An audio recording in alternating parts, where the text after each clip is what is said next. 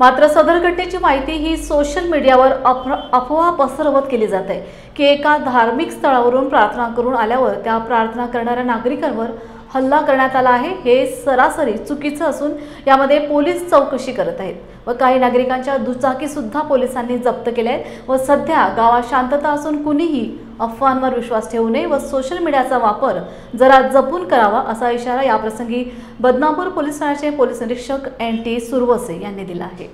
काल 8 तारखेला मांजरगाव आहे तिथे 2 शाळकरी मुलांच्या आपसात सायकलचा धक्का लागल्यावरून भांडण झाले होते। ते त्यांच्या वडिलांना विचारण्याला गेले असता त्यांच्या आपसात भांडण सुरू असताना पोलीस स्टेशनला फोन आला की मांजरगावात 2 गटात भांडण सुरू आहे। त्यावरून आम्ही तात्काळ पोलीस स्टाफसह आम्ही 15 मिनिटात पोहोचलो। तिथे गेल्यानंतर त्यांच्या वादाविवाद चालू होत्या। आम्ही पोलीस खाली उतरून जात असताना त्याच्यातील सर्व लोक पळून गेले। त्याच्यातील 4 लोकांना पकडलं। त्यांना विचारपूस केली असता की त्यांच्या शाळेतील मुलांच्या लहान मुलांच्या वादविवाद झाल्यावरून त्यांचे भांडण चालू असल्याचे समजले।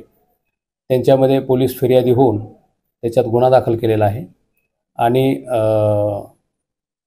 काही सोशल मीडियावर आज अशी बातमी ऐकली की प्रार्थनास्थळातून बाहेर निघणाऱ्या लोकांवर टोळक्यांचा हमला हे दादांत खोटे असून याच्यात कुठलंही तथ्य नाही। सत्य परिस्थिती त्यांच्या वैयक्तिक भांडणावरून झालेला आहे।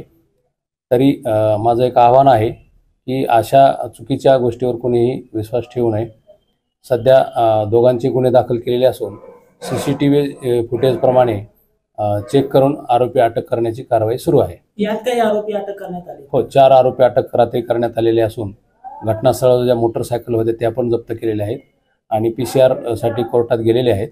पुढील तपास चालू आहे आणि तहसीलदार साहेब, मी आणि DYSP साहेबांनी गावात जाऊन शांतता समितीची बैठक घेऊन सर्वांना शांततेचे आवाहन केलेले आहे। सर, सध्या परिस्थिती कशी आहे गावात? शांतता आहे।